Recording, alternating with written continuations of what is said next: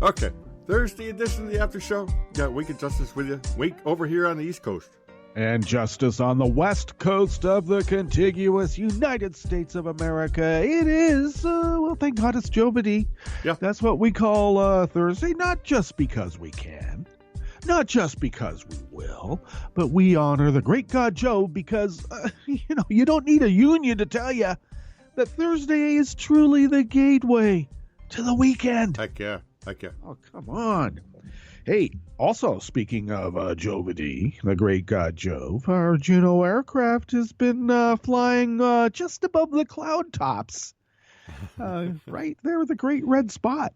So there's a great red spot somewhere in the universe, as they say. Hey, Wink, speaking of great red spots, how are you doing? Not bad. It is 69 degrees, headed toward maybe 70, 71. Going to be kind of a cooler day today, so, and then, of course, there's a little bit of drizzle out there, too. So typical New York 21 day for May, but not necessarily July. Right to get in the chat, just go to netrootsradio.com, scroll down the bottom of the page, and on the right-hand side of the bottom of the page, there is a link to the chat. So click that. Join us there. And might we suggest that you just, take a gander to the leftish of the chat room link there at the bottom of the page, and you will notice the Contribute Donate buttons. At least in this plane of existence, they demand that you pay your bills. Yeah, sadly. It has nothing to do with karma. It's kind of a contract, a social contract that they put on paper. There you go. So there. When you live in materialism, you better live in a material world. You have no choice. But thank you for doing that. And we are indeed paying our bills and with your generosity. Also, after show pods can be had shortly after the show here by way of Spreaker, and that is the raw data file. And then Wink cleans that up for the perfected daily file, the PDF. Yep. And that will come later on by way of Podbean, iTunes, TuneIn, Stitcher, etc., etc., etc. Now, did I say Stitcher before? It should be Spreaker is where the raw data file comes Spreaker. Yep. But regardless, it will be posted. It will be posted on social media. And if you follow us or follow me or follow Wink, you'll get that. Oh, you get that message. Damn indeed. Well, here along the banks of the Rogue River in the Rogue River Valley in southern Oregon, it is currently 60 degrees. We will be nearly the same as yesterday, a smidgen, actually less, because we'll be 93 rather than 94. And that give or take, as they say, right? Heck yeah. And small chance of rain, 10%. But I always hold on to that for, maybe that could add a zero. And you actually have minerals falling from the sky as we like that. Winds will be out of the west at 5 to 10 miles per hour. Our low tonight will be 61. Pleasant night, of course. And winds then will be northwest at 5 to 10 miles per hour. It looks like we will be, we'll be shooting up to the upper 90s tomorrow. And then upper 80s to mid 90s for a few days after that. Is that wonderful? Yes. Yeah. Well, weather from around the world is brought to you by People's Weather Stations from around the world. Their own personal ones that they purchased on any kind of platform you can imagine. Maybe Amazon. I don't know. Does Wayfair have a weather station? They might. They probably do. They just might. It might be one of those like really antique-y looking ones. Be nice. Like tubes and the little spinning solar thing. That would be nice. Well, it looks like right now London is 74 and clear. Paris is 70 and partly cloudy. Rome is still experiencing an extreme heat wave that will disrupt their infrastructure, and they are now at 89 and clear. That's not a heat wave. That's like exceedingly extreme heat. Yes. I don't know. I told some friends about that around here, and they just kind of laughed at me. It's like, wait a second. I mean, we get like 104 routinely, 92 is exceedingly heat. Well, then I had to explain to him that, as bad as our infrastructure is around here, Rome is tough. It's tough to lay, electric lines and whatever. Right. That's what we're talking about is infrastructure disruptions, transit systems, that run on electricity and others. They're going to be impacted. So I don't know, just something to consider. Whoa, it looks like Kiev is 66 with thunderstorms. Kabul is 86 and clear. Hong Kong is 79 and clear. Tokyo is 82 and partly cloudy. Sydney, Australia, 52 and clear. San Francisco, California is 55 and mostly cloudy. And New York is 95 and clear. Yeah. Now, do they still call it clear when it's like really humid and muggy and sticky? Or do No. they call it humid and sticky? Yeah, they do. Yeah.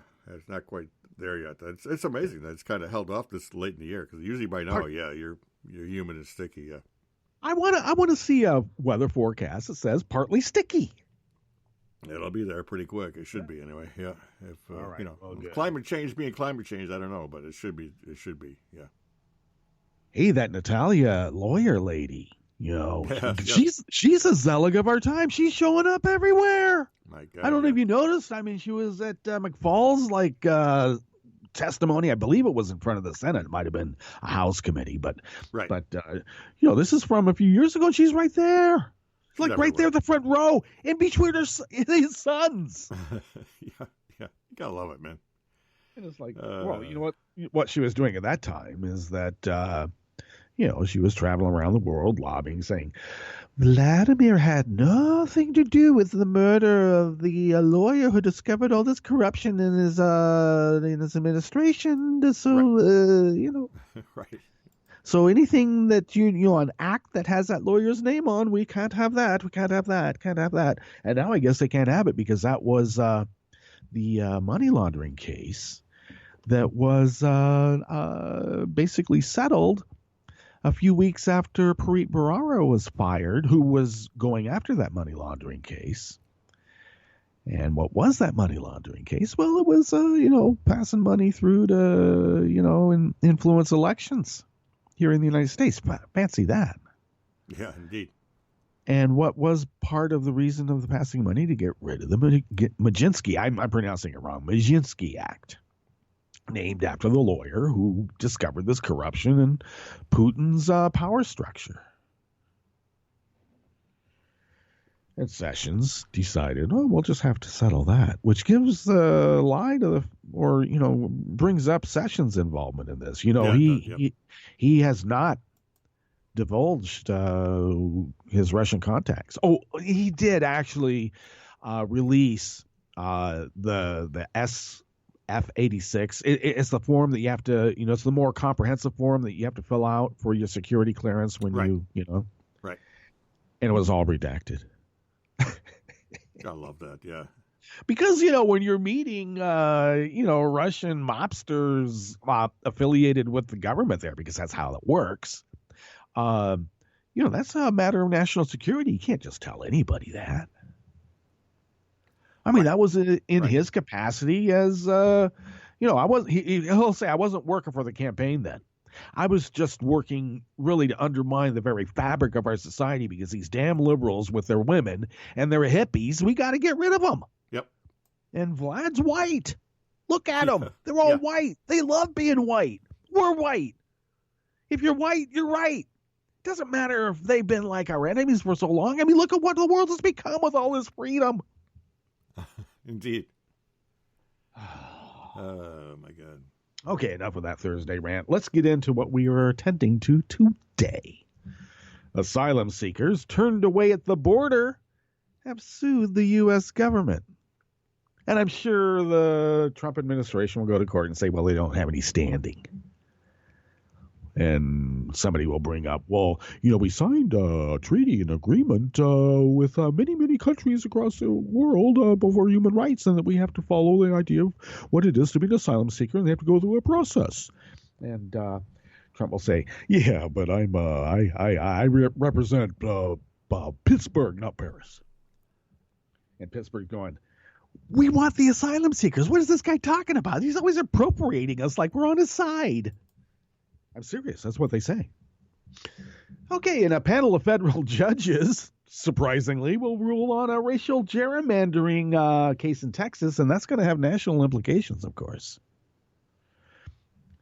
And California's 2nd District Court of Appeals rules the LA County Sheriff's Department does not have to give prosecutors the names of deputies who've lied, stolen, falsified reports, and committed other types of, quote, moral, end quote, misconduct, even in pending criminal cases, and I might add, where they are witnesses. You know, you have somebody come up there and, he's been running, a pimping operation, and he's falsified the reports about it, and he stole drugs from the drug locker to give to his girls and, to keep them trapped. And, now they're going to be a witness. Maybe that might be found out, and it wouldn't be a good thing for them to be witnesses, right? Well, apparently their rights to privacy are much more, shall we say, private than anything you and I might experience in our own lives. Right. Interesting, eh? Well, on the last half, we are going to report that a Koch brother-funded think tank is behind Utah's anti-monument push. Well, of course.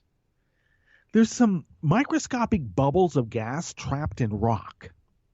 And they got to pulverize it and get all that microscopic bubbles massed into a bigger bubble, and then, they can get it. And, those monuments are in the way. In fact, they may have microscopic bubbles of gas that they got to get.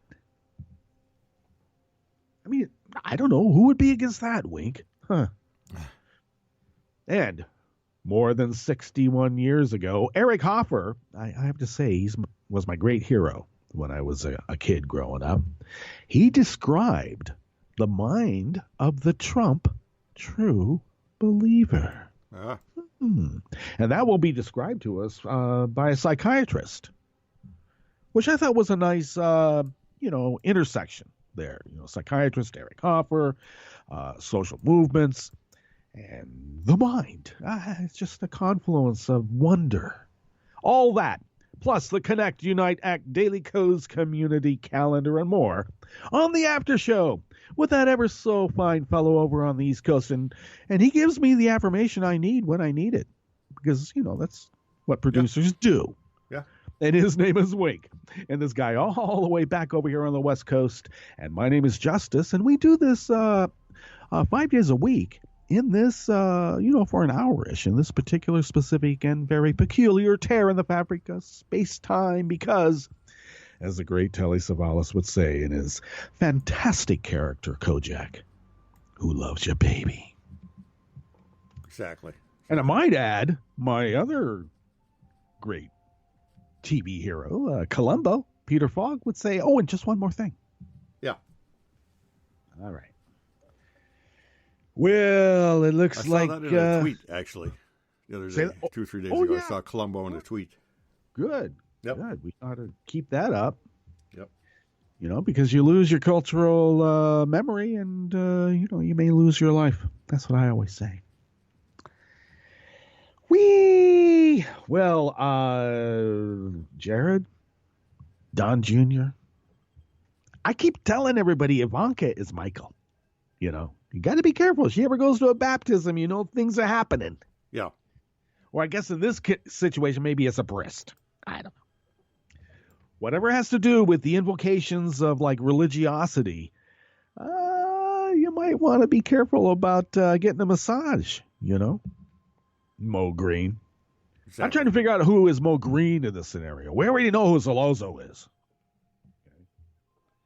But I keep telling everybody it's Donnie Brasco. It's the crew that Donnie Brasco is going after. That's who it is. Maybe. What else? Well, I guess McConnell wants to ram this health care bill, and I get, apparently, according to, I believe, Lindsey Graham or somebody else, that maybe they've come to some sort of resolution in which Democrats might support the bill. And I'm thinking, are they talking single payer? Because if it's not, then what's a Democrat doing colluding Exactly.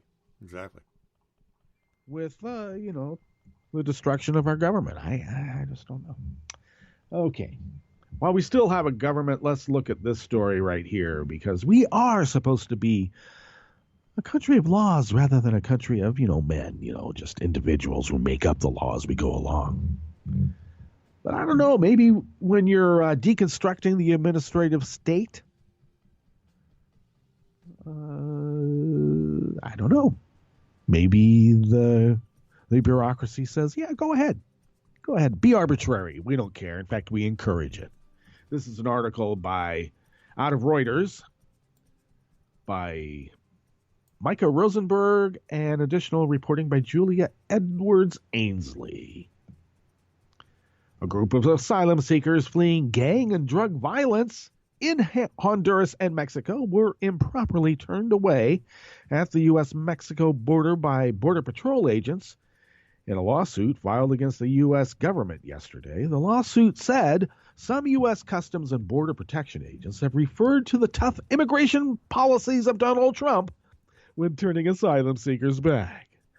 Yeah, he told us that we could be like, I don't know, the Gestapo we've always wanted to be. Finally, the shackles are off, Wink. Yeah.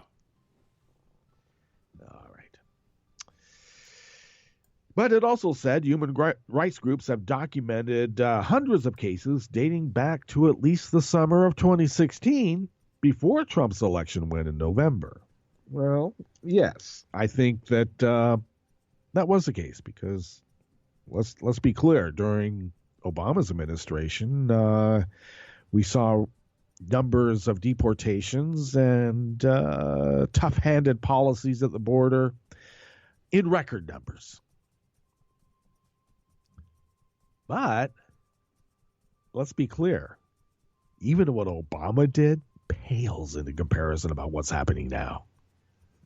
I'm just saying, because it's a little bit more heavy-handed.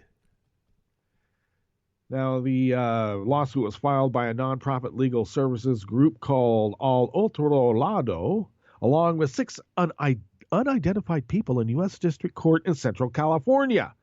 The class action lawsuit said border agents have used misrepresentations, threats, and intimidation to tell asylum seekers they cannot enter the country at various border crossings in California, Arizona, and Texas.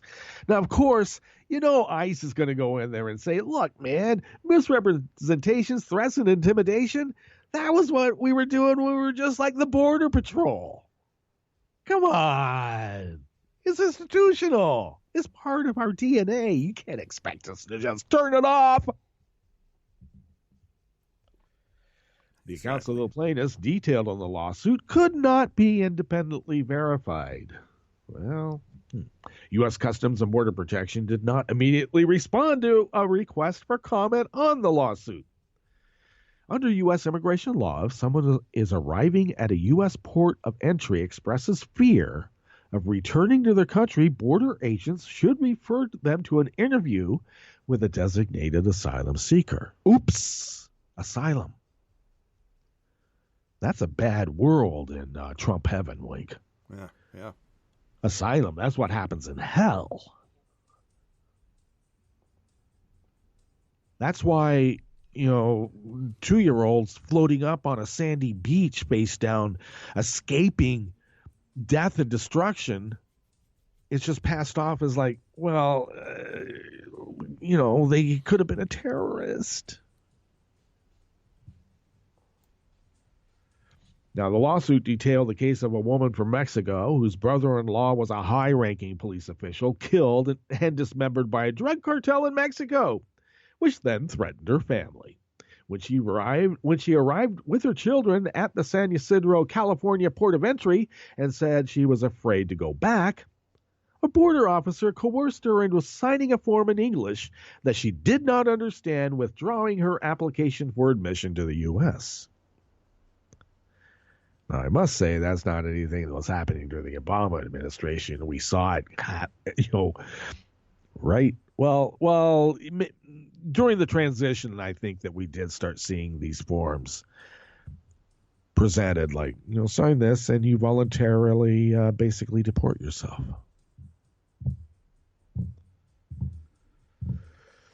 All right. Apprehension of immigrants on the southwest border has dropped since the beginning of the Trump administration in January, according to U.S. Customs and Border Protection stats. Apprehensions are down more than 67%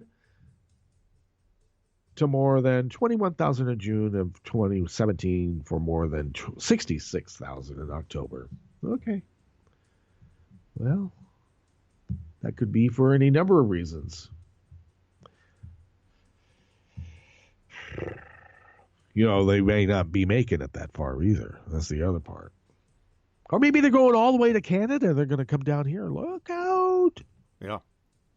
That's where we're going to hear it again, I'm sure. Okay. So this is an article by E.A. Crunden from Think Progress. Gerrymandering has left Texans of color unrepresented across the state in a move minority groups says was intentional and illegal. And, the Texans will say intentional, yes, but we have the law on our side because we are the law. Look at my hat. Minorities are the majority in Texas, but state and district maps purposefully do not reflect this, according to a major redistricting court case in a trial that could have major implications for other cases across the country, as well as for millions of Texans of color. 3 judges in San Antonio, just 3, Wake. 3 will decide the fate of what it means to be, an American. How dare they? 3 judges in San Antonio are spending this week listening to arguments alleging that Texas Republicans redrew the state's district map in order to put minorities at a disadvantage. Well, yeah. I mean, didn't Tom DeLay go to jail briefly until somehow he got out? Indeed. I mean, that's what he was there for. Oh, yeah. Yep. Okay. With elections in 2018 looming large, Texas progressives are especially keen to counter what they say is a clear effort to hinder minority voters at the polls. This is interesting, though. I mean, Latino congressman from North Texas, State Representative State Representative Eric Johnson, Democrat of Dallas, said, I'm still flummoxed as to how we do not have a Latino congressman from North Texas. Oh, he's not a Latino representative, I'm sorry. But he's still flummoxed. He's like saying, look, I'm white. I'm a minority. Where the majority is not represented here. What the heck? Indeed. Well, the problem is, when they go out and they try to, draw these lines, and they do it, upon census calculations, census results, it's really hard to see the brown on the paper. And so you just don't know that they're really there. And so you have to have the map line somehow. So they go, okay, well, since there's really nobody there, and if there is, they're probably 3/5 they don't show up anyway. Right. But you got to count them. You just can't let them do anything about it. The Johnson's point that numerous parts of Texas are represented by white politicians as opposed to the minorities they represent is one many Texans echoed this week. Cody Ray Wheeler, who represents a majority white city council district in majority Latinx Pasadena, told the Texas Tribune he likely won a seat because of his last name, which fails to mark him as Hispanic. I don't know. If your name's Jorge, you better change it to George if you're in Texas. Heck yeah. Oh, yeah. Hispanic was not supposed to win that seat, Wheeler said. I could not run as a Hispanic candidate. I would have lost. When he won, Wheeler became only the second Latinx member of the city council, the first time in history more than two had served at the same time. Latinx. Yeah, this honorific here is because it's supposed to be gender neutral. So, we say Latina, Latino, which is the language. Yep. Let's be clear, Yep. because it's masculine, feminine, neutral. Right. But here, I understand it. I'm just Latinx. Which is interesting because generally in Spanish Romance language, when you put an X at the end, it denotes feminine. But I don't know. It's just me. Pasadena's case is nothing new in Texas. Gerrymandering has a long history in the state and across the country. I think the professional rejoinder to that is no, S, Sherlock. And I just say the S part because there may be a terrestrial radio station or two picking us up. I should be mindful. It's also not an issue specific to a single party. Republicans and Democrats alike have redrawn maps to suit their political goals. But in Texas, the issue has been particularly contentious. I know you got to put the Democrats in there, but I will say, Democrats tend not to draw districts that, snake all over the place to, it's supposed to be, get their people elected. No. Well, no, but the way the maps are supposed to be drawn, they're supposed to be, small, contained to a geographical area. Right. Not snaking up like one part of a state, one part of a coastline, and then a tiny little line that's a block and a half wide, for instance, going for a few miles and then picking up on the other side of the mountain range and then, ballooning out into a vast valley. You're not supposed to do that. Yeah. So if proportionality is the key, then Texas should overwhelmingly have Latinos further along than we have, said attorney Louis Vera, who represents the League of Latin American Citizens. Well, we know what that's all about. There's a certain faction in Texas who are afraid of losing their heritage. You know what heritage I'm talking about, don't you? Yeah. Instead of being good neighbors and embracing all, let's just have a big block party. We can break a pinata, and at the same time have some bland green beans out of a can. Everybody will be happy. Indeed. My God. But no, instead, it's I don't want to have that spicy food causing people to be all brown and stuff. I want my bland green beans out of a can. Exactly. Mashed potatoes.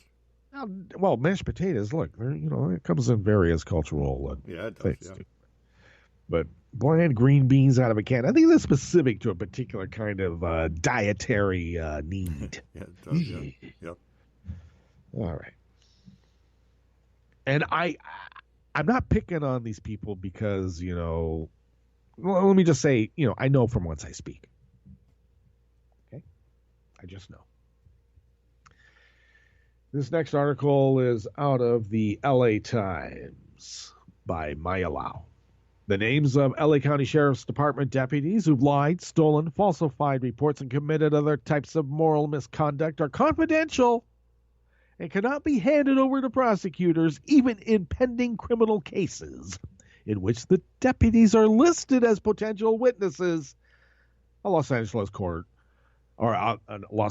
appeals court ruled on Tuesday.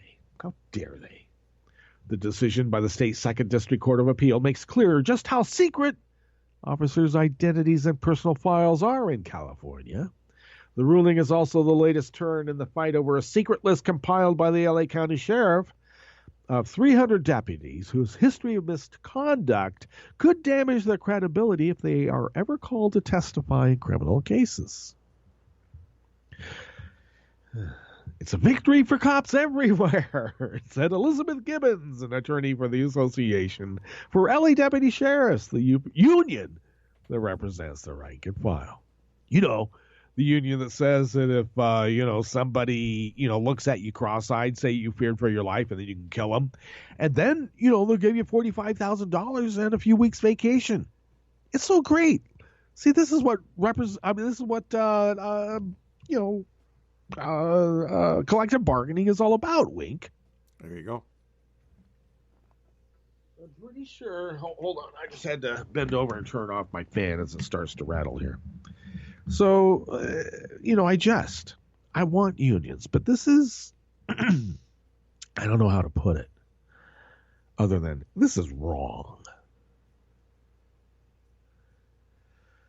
Do you realize that if you're called as a witness in a criminal case, Wink, if you've done anything like worked for a company and you embezzled some money from them, like set up maybe, like a fake employee account and collected the check, Right. Something like that. That's going to be found out. And that will be mentioned, and that's going to be judged against your credibility and how on whose side you are testifying for. So I would think that if there were cops involved in criminal enterprises and they're trying to take down one faction over another, maybe, that ought to be brought up in court. I mean, shouldn't that misconduct be allowed to the prosecutor? Because you sure don't want to find out about it when they're sitting on the, up there at the stand. Right.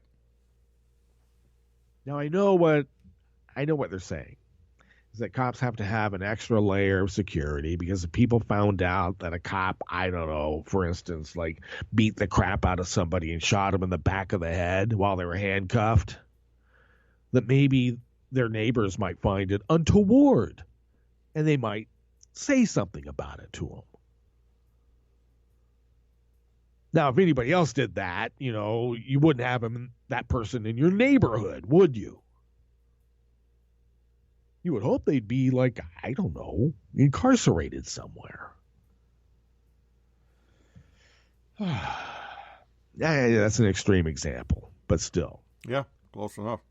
And what the union rep and cop representatives here are saying is that, well, some of these are so minor.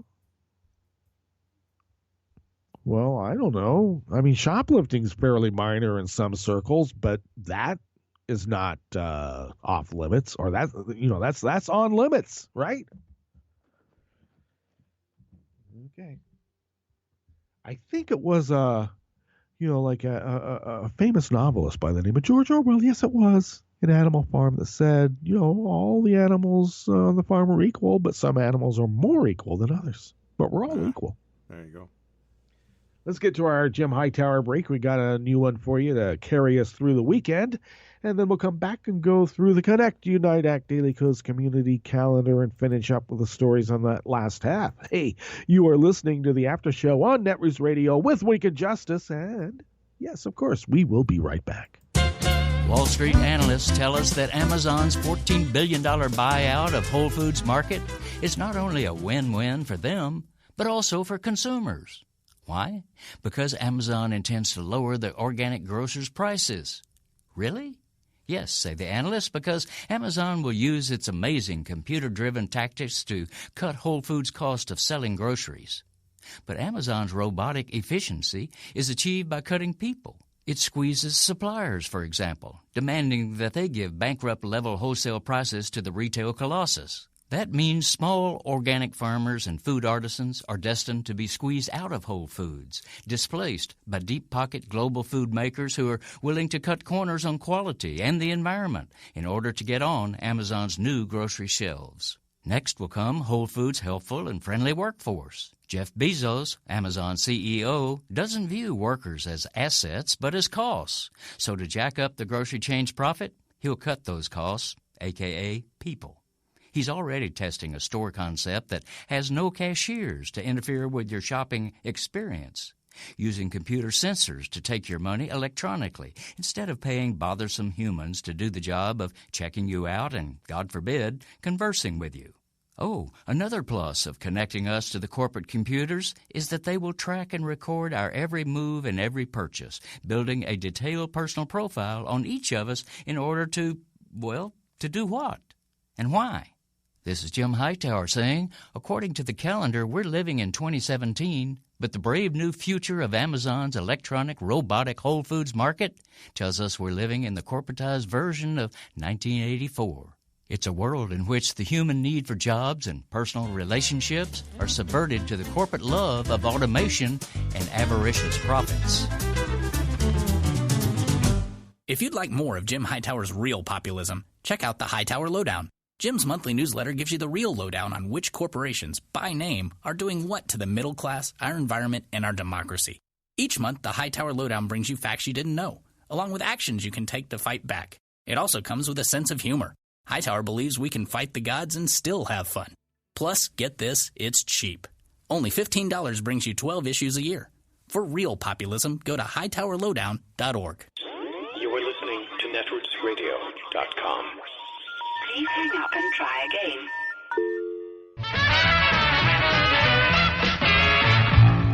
From a point at sea to the circles of your mind, a new force is at work for planetary transformation. New radio for a new Earth.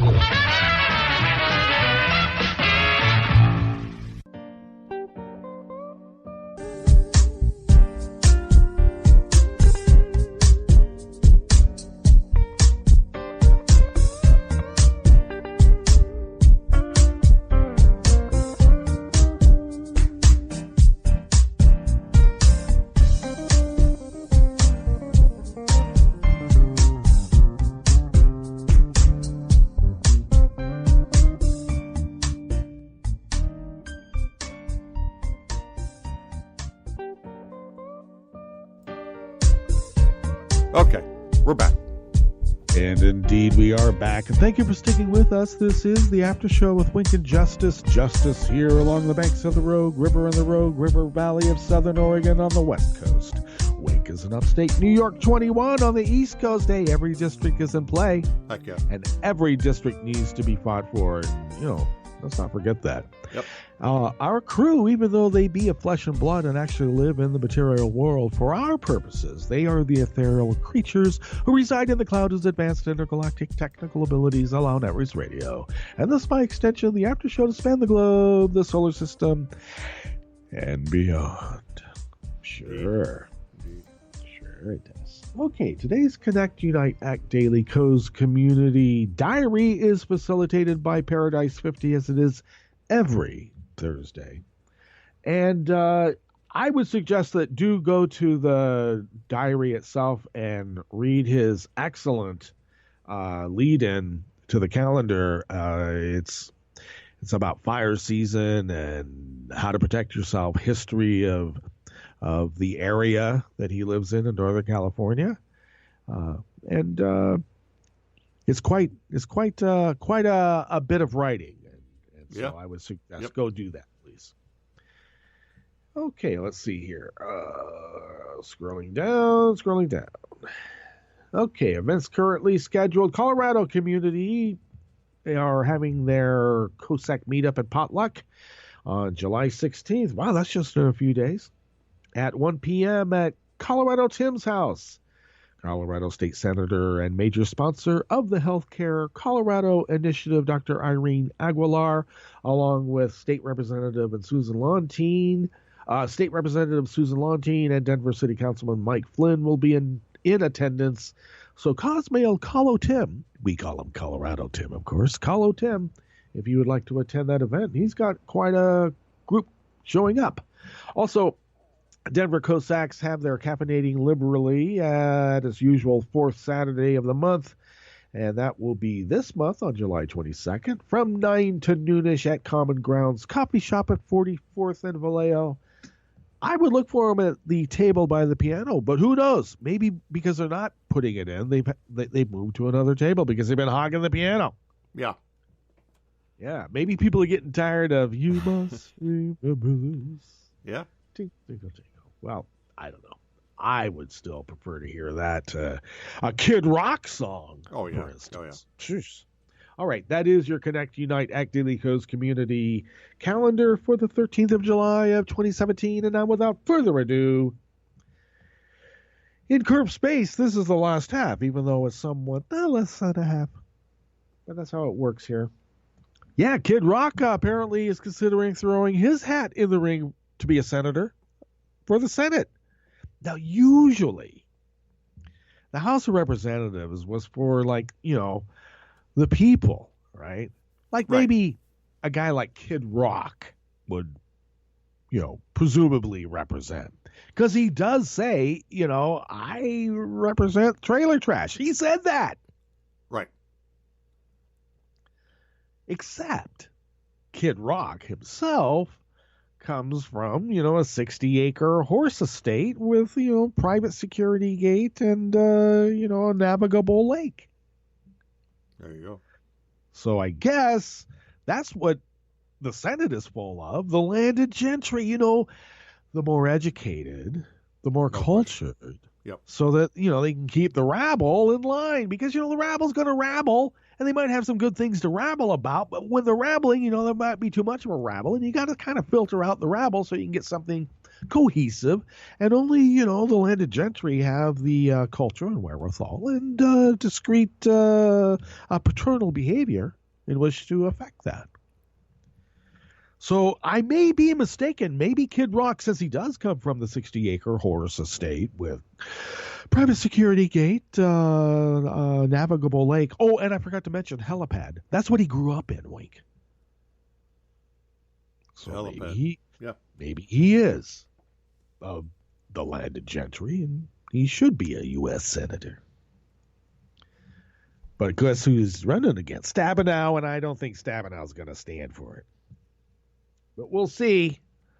Because, when you got Russian money backing you, anything goes nowadays. Oh, hell yeah. Wide open. Which reminds me, why won't Paul Ryan say whether he's met with Russians himself? When he was asked that question, you know what his answer was? Do you think it would be no? You would think it would be no. Yeah. In fact, it should have been no. I know, don't you should. But it should have been no. Guess what it was? I don't deal in hypotheticals. Right. And if I was a reporter, I'd say, oh, so I take that as a yes. Indeed. Yep. I don't. Okay. Koch-funded think tank is behind Utah's anti-monument push. Millions of Koch-linked funds were funneled to a conservative think tank that helped spearhead the attack on the monument. I think that's Bear's Ear, isn't it? Let's see here. It is indeed a Utah resolution calling for the elimination of Bear's Ears National Monument turns out to have been authored by a conservative think tank that is largely funded by the Koch brothers, according to documents and IRS filings. Now, if we can make those IRS filings as clamped down as the LA County Sheriff's Deputies Union has had their info clamped down, then we wouldn't be bothered with this obstruction. Wink. Obstruction. How dare they keep this monument as a monument outside of our hands? Indeed. Emails obtained by the Western Values Project and reported by E&E News on Wednesday show that the Sutherland Institute, a conservative Utah think tank, wrote the resolution that Utah lawmakers approved in January. That resolution, sponsored by House Speaker Greg Hughes, Republican, and Senate President Wayne Niederhauser, another Republican. They put an R in a parenthetical, so you know. They urged Trump to rescind Bear's Ears National Monument, a 1.35 million acre national monument designated by President Obama in December of 2016. Well, of course, that was done just to stick it to Trump. I mean, you can't have that. That was an insult. And look, there is a rule in this administration, Wink, If a black guy liked it, we don't. That's why I say, Obama loved breathing oxygen. Actually, a blend of oxygen and nitrogen, Yep. a blend. Yep. He loved that. In fact, he felt everybody should. And then we'll see how pure they are. Both the Sutherland Institute and Federalism in Action. Yeah. Receive funds from the State Policy Network, a tax-exempt group dedicated to helping conservative think tanks around the country. I want to know how many rubles are in these accounts. Can't we see? Because that would explain a lot, wouldn't it? Like, how do you explain a $76 trillion transfer of federal funds into private hands, Wink, under the Trump policies? Isn't that exactly what happened in Russia after the wall came down? And Putin rose to prominence and, said, hey, Yeltsin, have a few more drinks. Now sign here. And he did. Moreover, according to IRS filings, the Sutherland Institute itself received at least $1.6 million between 2010 and 2015. Well, that's not very much. That's only like 5 years, So what is that? I don't know, 30,000 a year? That's not much. We'll take it, though, if somebody's sending us. Well, I got to tell you, that's only part of their accounts. They hire somebody to keep track of all the money coming in. Right. This is just one. Right. Okay, 330 here, 330 there. Next thing you know, you've got a lot of rubles that you got to run through a Cypriot bank before they're clean enough to be able to pass along here. Got to think of a better, efficient way to do that. Well, let's make the head of that bank our, a big-time administration official. I don't know. Seems clear to me, and do I have to put on a tinfoil hat? There's an interconnectedness here that I think explains a lot of recalcitrance on the Republican side, to be honest with you. And I'll give them the benefit of the doubt. They could argue we didn't know these monies were coming from this foreign government or mob operation, whatever you want to call it. It's a government mob operation. Exactly, yeah. Okay? But that just makes them useful dupes. The effect that these active measures are effecting remain the same, whether the principals involved know what they're doing or don't know what they're doing. And you can say, well, I thought I was doing it legally. Well, I don't know. Why are you hiding it so much? Well, this is hardly the first time the Koch brothers have funded campaigns to dismantle federal protection for federal lands. Now, of course, we have to understand. You could say, well, the Koch brothers are fossil fuel enthusiasts and they're just doing it for corporate greed. But where did they learn this? Grabbing federal lands, raiding national treasuries. Yeah. They did business with the Soviet Union after it collapsed. I'm just saying. The future of Bears Ears Monument is still up in the air. In June, Zinke, the Interior Secretary, released a recommendation for calling for Bears Ear to be downsized, which came as a part of a larger review of all national monuments designated since 1996. The public comment period for this monument review closed earlier this week, according to initial analysis of submitted comments conducted by the Center of Western Priorities. 98% of the American public were supportive of maintaining or expanding current national monument designations, which just proves how brainwashed the American people are by the liberal conspiracy in our universities and our schools and everything, and even anything public, Wink. Yeah. Exactly. It's brainwashing them. That's what I hear all the time. If 98% of people are supportive of it, it means that they've been brainwashed. All of them. Only us favored few. We favored few know better. The earth is flat. And if the earth is flat, it's easier to get to all that stuff, you know? Microscopic bubbles of gas trapped in rock. Let's get it. Windmills. Can't have windmills. You know how stupid a windmill is? That's what Trump's talking about right now. We had Hillary. We just have windmills instead of this great, like, coal. Yeah. And the coal guys are, like, using windmills and solar power to, you know, power up their facilities. Just goes to show. Because, you know, cheaper than coal. But that's just me. I'm a romantic. Alrighty here. This next article. Ooh, what did I just do? I may have. Yes, I did indeed. I'll have to go to another tab here. I inadvertently embedded the wrong URL in my links. So I just have to open up something here real quick. Yes, here we go. I know it was in there in Raw Story somewhere.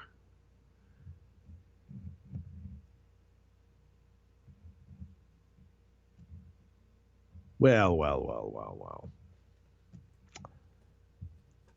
Oh, I'm just, as I'm going through, I see headlines coming up. It looks like, I love this. Henry Rollins. It's depressing how quickly we've accepted the Trump dumpster fire as our reality. Isn't it? Can you, what we should do is a feature week of what happened on this day in Trump at a similar time in Obama's administration. Right. It's not a bad, on this day, in July after Obama became president. Yep. What were they complaining about Obama? Right. And it would be like, oh, he's such an uppity guy. He uses Dijon mustard, right? Indeed. I remember he wore a tan suit one time, and that was like just an outrage, right? An outrage. But, now, maybe it's hyperbole to say it's treasonous conduct, because I keep hearing from people just yelling in capital letters, it's not treason. It doesn't meet the matter for treason because we're not at war with them. We never declared war against them. And I keep telling them it's not whether we've declared war ourselves. They declared war on us. It's a war. Yeah. I mean, it's war. Okay. Trump, true believer here. I'm sorry. Yes.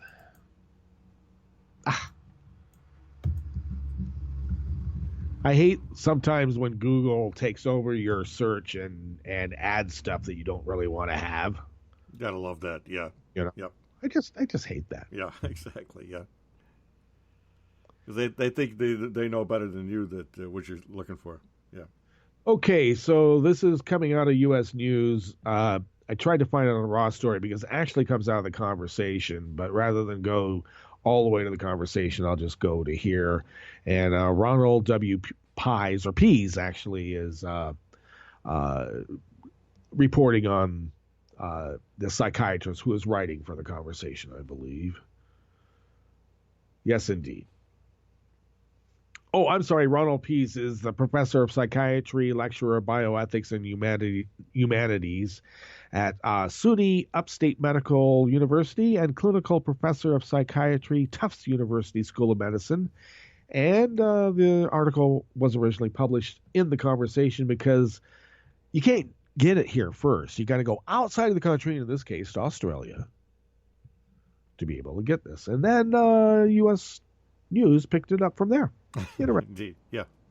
Okay, when Donald Trump gave the commencement address at Liberty University this spring, he told the graduates that America has always been the land of dreams because America is a nation of true believers. He argued that in America, we don't worship government, we worship God. Really? I suspect the president was unaware that the term true believer was made famous more than 65 years ago in Eric Hoffer's 1951 book, The True Believer, Thoughts on the Nature of Mass Movements. Hoffer had no academic training, having worked mainly as a longshoreman in San Francisco, by the way. He wrote The True Believer in reaction to the rise of fascism, Nazism, and communism, and against all odds, the book became a bestseller. Now, I would take issue that Hoffer had no academic training. He did indeed. But he was a big guy and he had to make some money, And he was approaching life in the Jack London model, where, he kind of grabbed it by the throat. Okay? So let's be clear about that. It wasn't because he lacked academic training. The economics of the times basically forced him into doing this manual labor. And while he would do the manual labor during the day or night, whenever his shift was, then he did his research and his writing from there. And I must say, academics invited him to give talks consistently up to his death, I believe, in the 80s. Hoffer shrewdly analyzed the forces that sparked nationalist and totalitarian movements. The irony of Trump's true believers remark probably escaped both the president and his audience, of course, because a college education is truly a bad thing for America. Just ask a Republican. As a psychiatrist, the article continues, I'm interested in how vulnerable groups can be manipulated by misleading rhetoric. I believe there are striking parallels between Trump's rhetoric and the factors that Eric Hoffer explored. Hoffer wrote, for men to plunge headlong into undertaking of vast change, they must be intensely discontented, yet not destitute. They must have an extravagant conception of the prospects and potentialities of the future and be wholly ignorant of the difficulties involved in their vast undertaking. Experience is a handicap. Much of Trump's campaign was based on promises of vast change, such as the immediate repeal of Obamacare. But those promises never took into account the great difficulties of radical change. Let's do it. I'm the only person that can fix this for you. And out of their ignorance, this is what we got. Because no one knows how hard it is. I hear constantly like, oh, he's just like an egghead liberal academic sitting on his fat ass not doing anything. Do you know how hard it is to get a doctorate? These people that talk about, it's just easy to get a degree have never even approached a fraction of what it takes. The amount of review, the amount of revision, the amount of absolute just drudgery in getting the thing ready. They could never do it. And when they are exposed to just a little bit of it, they think they know it all. Experience is a detriment in these situations. Yep. Let's see. Much of Trump's campaign was based on promises of vast change, such as the immediate repeal of Obamacare. And of course, Trump had no political or public sector experience himself to inform his most controversial decisions, yet he masterfully parlayed this shortcoming into the virtue of being an outsider, battling an entrenched Washington establishment. Because, let's reinvent the wheel. In fact, the wheel is a liberal concept, Wake. Yeah. We can't have it. Yeah. Hoffer viewed true believers as craving a new life, a rebirth, or failing this, a chance to acquire new elements of pride, confidence, hope, a sense of purpose and worth by an identification with a holy cause. Evangelicals were laying on hands on Trump just yesterday. Of course, or maybe it was the day before yesterday, I was wondering if it was like an exorcism, though. Were they trying to exorcise the devil out of there? Or were they really devil worshippers in disguise? No, they were televangelical grifters, and they're getting money. Yeah.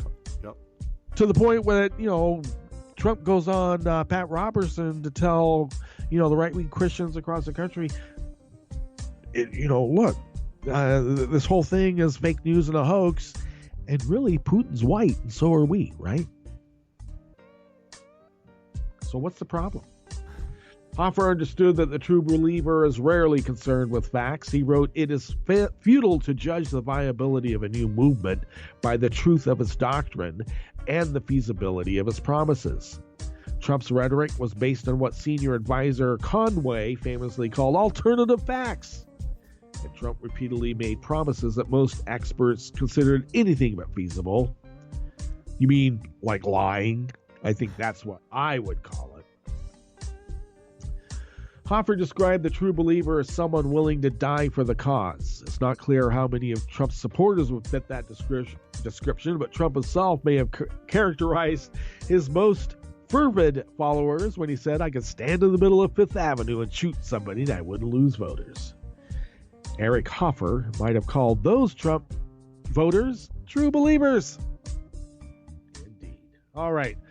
Well, we've come to the end of our broadcast period here in this peculiar snippet and tear in the fabric of space-time. So we'll be back here bright and bushy tomorrow for the Friday News Dump and Recycling Center, while we're in a nice angle of repose, by the way. Yep. All right, and let's see. We've got, of course, Hartman coming up about 6 minutes after the hour. We'll have El Chicano's Little Sunflower playing in the interim, just to stick it to ice and the rest of them. Why not? And Exactly. let's see. So we'll have that. And it being Thursday, of course, Randy Rhodes will be up 1 p.m. on the West Coast, 4 p.m. on the East Coast. Stay tuned for that as well. In fact, stay tuned to Netroots Radio 24/7, 365. And why? Because who loves you, baby? Okay, Wink. I will see you on the other side. All right. We're out.